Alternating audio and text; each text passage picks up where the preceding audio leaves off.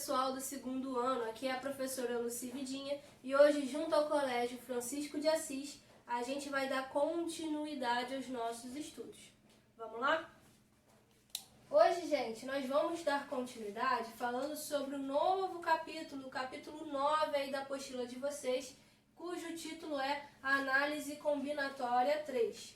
No capítulo anterior, vocês aprofundaram um pouco o conhecimento sobre permutação simples com repetição. E agora, nesse módulo, a gente vai ver aplicações disso, ou seja, aplicações dessas permutações com repetição. Então, aqui como objetivo da aula de hoje, a gente quer resolver esses tipos de problema, usando esse método da permutação simples com repetição, tá? Que tipos de aplicações vão ser essas? Então, aqui, como exemplo, nós podemos ter soluções de equações lineares, sendo essas soluções inteiras positivas ou soluções inteiras não negativas, a gente vai falar mais à frente sobre isso, tá bom? Outro exemplo de aplicação, problemas onde a gente tenha trajetórias e a gente queira achar quantas trajetórias mínimas diferentes a gente pode fazer, tá? Ou simplesmente anagramas com repetição que vocês já vêm fazendo desde o começo aí desse estudo de análise combinatória, beleza?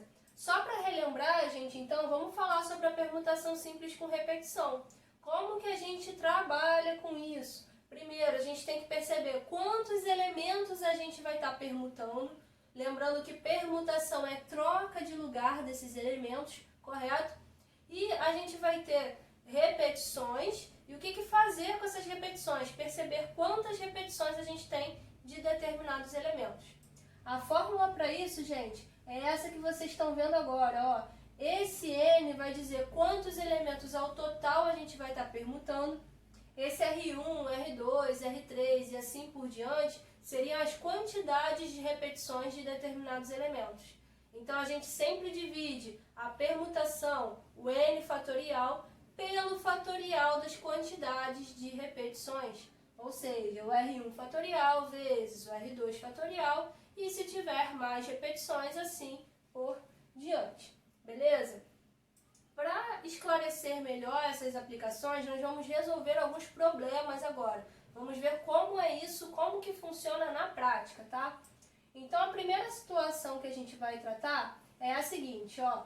João mora em um bairro planejado, em que as ruas estão dispostas horizontalmente ou verticalmente. A casa dele fica em uma esquina representada pelo ponto P, como mostra a figura abaixo. Vamos ver a figura, ó.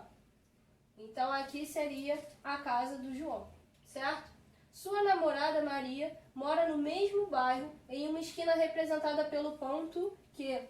De quantas maneiras João pode ir de sua casa até a casa de sua namorada, caminhando pelas ruas de seu bairro, sempre executando movimentos para sul ou para leste? Gente, só para lembrar aqui, ó, nosso referencial sul para baixo, leste para direita, tá? Ou seja, se ele só pode fazer esse tipo de trajetória, a gente vai estar falando sobre os caminhos mínimos, ou seja, os caminhos de menor trajetória, de menor deslocamento possível que o João pode fazer. Beleza? De quantas maneiras conseguimos realizar. Para isso, vamos pegar essa figura, ó. Vou mostrar uma outra possibilidade para vocês. Ali de amarelo está um exemplo de uma trajetória que ele pode fazer. Agora aqui, ó, de vermelho, vocês vão ver um outro exemplo. Ele pode ir para sul 3 vezes, ou seja, descer ali 3 quadras, e ir para leste 4 quadras, ou seja, 4 quadras para a direita, tá? Então, caminho mínimo seriam aqui para ele sempre, independente da trajetória que ele fizer, 4 deslocamentos para leste e 3 deslocamentos para sul. Por quê? Porque a distância aí no eixo horizontal e no eixo vertical, que ele está da casa de Maria, que ele está do ponto Q. Para facilitar o entendimento da questão, eu vou chamar cada deslocamento aí para leste de L e cada deslocamento para sul de S, tá? Então, ali na trajetória amarela, a gente poderia reescrever como LS, LS, LS, L. Ou seja, ele foi para leste, desceu sul, leste, sul, leste, sul, leste. Ok? Na trajetória vermelha, ó, foi sul, sul, sul, leste, leste, leste, leste. Beleza? O que a gente está fazendo ali? A gente está trocando aqueles S's e aqueles L's de posição. Ou seja, esse problema seria um problema de permutação dessas 7 letras ali, sendo que 3 são iguais a S e 4 são iguais a L. Então, trata-se claramente de um problema de repetição. Como que a gente pode resolver isso? Permutação com repetição. Permutação de 7 elementos, sendo 3 deles repetidos e o outro 4 deles repetidos. Então, ficaria aí, ó, 7 fatorial dividido pelo 3 fatorial, que são as repetições sul, e dividido pelo 4 fatorial, que são as repetições leste. Abrindo aí essa conta, ó, a gente abre o 7 fatorial até o 4 fatorial para poder cortar esse 4 fatorial de cima com o de baixo. Depois a gente ainda pode simplificar, ó. 3 fatorial, gente, não esquece. 3 vezes 2 vezes 1, mesma coisa que 6. Então a gente pode cortar ali com o cara de cima também. Já que está todo mundo sendo multiplicado, o resultado então são 35 maneiras de percorrer esse caminho mínimo. Beleza? Situação 2, gente. Um outro tipo de problema, ó. João e Marcela vão se casar e desejam uma cerimônia inesquecível. Contrataram um decorador para projetar uma linda passarela de 10 metros de comprimento por 1 metro de largura, que os levasse até o altar. O decorador dispunha de 10 pedras na forma de quadrados azuis, com 1 metro de lado, e 5 pedras rosas na forma de retângulos, com 2 metros de comprimento por 1 metro de largura. De quantas maneiras o decorador poderá cobrir a passarela? Gente, essas duas situações eu tirei lá do livro de vocês, do próprio módulo 9, tá? Então, se quiserem acompanhar aí visualmente melhor, só abrir a apostila de vocês. Para começar, vamos listar todas as possibilidades que a gente tem de preencher aí esse caminho, tá? Para poder preencher, nós podemos colocar 5 pedras rosas direto, porque nosso caminho tem um comprimento de 10 metros. Cada pedra rosa equivale a um comprimento de 2 metros. Cada pedra azul, um comprimento de 1 metro. Então, ali a gente está listando todas as possibilidades de preenchimento desse caminho. 5 pedras rosas. Se tirar uma pedra rosa, consegue entrar 2 pedras azuis. Se tirar mais uma pedra rosa, consegue entrar mais 2 pedras azuis, passando a ser 3 rosas e 4 azuis, e assim sucessivamente, até a última possibilidade, onde a gente utilizaria 10 pedras azuis, aí com comprimento de 1 metro. Beleza, gente? Para cada possibilidade aí, a gente vai calcular de quantas maneiras isso pode ser feito. Então, ali a primeira maneira, que são escolher as 5 pedras rosas, a gente só tem um único jeito de fazer isso, correto? A última listagem ali, ó, 10 pedras azuis, a gente vai estar usando todas as pedras azuis. Então, a gente também só tem uma maneira, só tem um jeito de fazer isso. O que falta a gente descobrir, então? De quantos jeitos nós podemos organizar ali das situações 2 até a situação 5, tá? Na situação 2, por exemplo, são 4 pedras rosas, que eu chamei ali de Rzão, e 2 pedras azuis, que eu chamei ali de Azão. Ou seja, seria um problema de permutação com repetição. Eu tenho ali 6 elementos, correto? Onde 4 são iguais a R e 2 são iguais a A. Então, uma permutação 6 fatorial, divide por 4 fatorial, que são os 4 R's repetidos, e divide também pelo 2 fatorial, que são os 2 A's repetidos. Resolvendo essa operação, a gente chega em 15 maneiras para a segunda possibilidade. Terceira possibilidade, agora são 3 pedras rosas e 4 pedras azuis. Então mudou ali um pouquinho, certo? Agora a gente tem 7 pedras ali para permutar, sendo 3 iguais a R, 4 iguais a A. Ou seja, permutação de 7 caras, 7 fatorial, dividido por 3 fatorial dos R's iguais e 4 fatorial dos A's iguais. Esse resultado vai trazer para a gente 35 maneiras para a terceira possibilidade. Quarta possibilidade.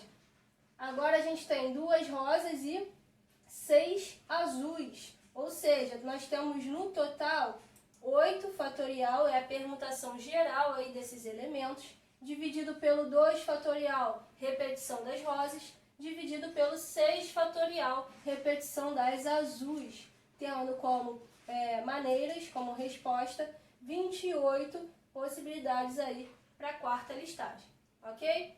Quinta e última, uma pedra rosa e 8 azuis. Então agora nós temos 9 fatorial, é a permutação desses 9 elementos, dividido pela repetição dessas 8 pedras azuis, ou seja, dividido por 8 fatorial, que vai dar 9 maneiras. Beleza, gente? Então achamos quantas possibilidades a gente tem e quantas maneiras a gente tem para cada uma dessas possibilidades, certo? Basta que no final a gente some todas essas maneiras, a gente vai achar o total de maneiras de preencher esse caminho aí do João e da Marcela. Beleza, gente? Que deu aí como resultado 89 maneiras, tá? Por que a gente está somando? Porque ou vai acontecer do primeiro jeito, ou vai acontecer do segundo, ou do terceiro e assim sucessivamente. Ou aqui pra gente sempre representa uma soma, tá? Vamos agora para a nossa situação 3. Situação 3, vamos entrar num outro esquema de problemas agora. Olha só, em uma pastelaria, um cliente quer levar 5 pastéis para casa e percebe que há 6 sabores diferentes: carne, frango, queijo, palmito, calabresa e camarão. De quantas maneiras ele pode efetuar a compra de 5 pastéis, sabendo que pode comprar de 0 a 5 pastéis de um mesmo sabor, se assim desejar? Então, primeiro, vamos dar nome a esses caras, ó. Eu vou chamar de A os de carne, de B os de frango e assim sucessivamente, tá? Tô dando uma letra ali para cada tipo de pastel. O que a gente quer? Que a quantidade do de carne, mais a do de frango, mais do de queijo que a gente compre, mais todos esses sabores, dê um total de 5 pastéis, que é o que a gente vai comprar, tá? Só que a gente também sabe no problema que essas incógnitas, ou seja, essas quantidades de pastéis que a gente vai comprar, estão pertencendo a qual conjunto numérico? Ao conjunto, ó, esse Z com esse maisinho está representando o quê? Os inteiros não negativos. Como assim os inteiros não negativos? São todos os inteiros positivos mais o zero. O zero também faz parte aí desse problema, tá? Por quê? Porque eu posso não comprar nenhum pastel de determinado sabor. Para resolver esse problema, então, a gente vai colocar ali, ó, listar 5 pastéis que são representados por essas bolinhas que eu coloquei ali para vocês, tá? E a gente quer resolver essa equação linear, beleza? Para resolver essa equação, ó, a gente tem 1, 2, 3, 4, 5 operadores ali de soma, porque a gente está somando 6 elementos, correto? Se eu posicionar esses operadores ali, que nem eu coloquei como exemplo ali em cima, o que isso vai estar representando? Vai estar representando que eu teria ali no A, um pastel do tipo A, 2 pastéis do tipo B, um do tipo C, um do tipo D, e esses vazios aqui significaria que a gente não comprou nenhum pastel do tipo E e nenhum pastel do tipo F. Mas eu posso movimentar esses operadores, eu posso colocar eles desse formato, por exemplo. Isso representaria o quê? Nenhum do tipo A, um do tipo B, 4 do tipo C e nenhum do resto, tá? O importante é que aquela soma ali continue sendo 5. Ou seja, no fim das contas, nós temos aquelas 5 bolinhas para permutar junto com esses 5 operadores de soma. Ou seja, nós temos uma permutação de 10 elementos, onde 5 são bolinhas e 5 são os operadores de soma.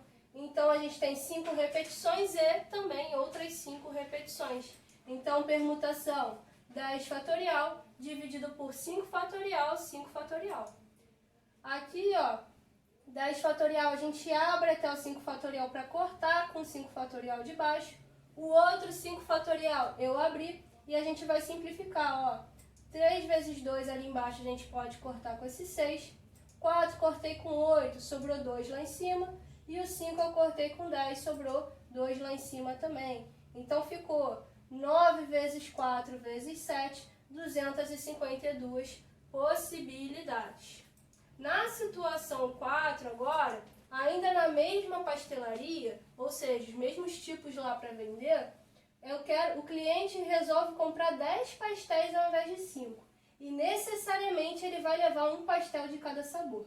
De quantas maneiras isso poderia ser feito? Então a gente ainda tem ali os mesmos tipos de sabores de pastel. O que mudou? Agora a soma tem que passar a ser 10 e o nosso conjunto aí, universo desse problema também mudou. Por quê? Passou a ser o conjunto dos inteiros positivos. Reparem que tem esse asterisco ali em cima do Z. Ou seja, o zero agora não faz parte. Por quê? Porque ele tem que comprar obrigatoriamente pelo menos um de cada sabor. A gente já aprendeu a fazer isso há 2 aulas atrás. Como assim?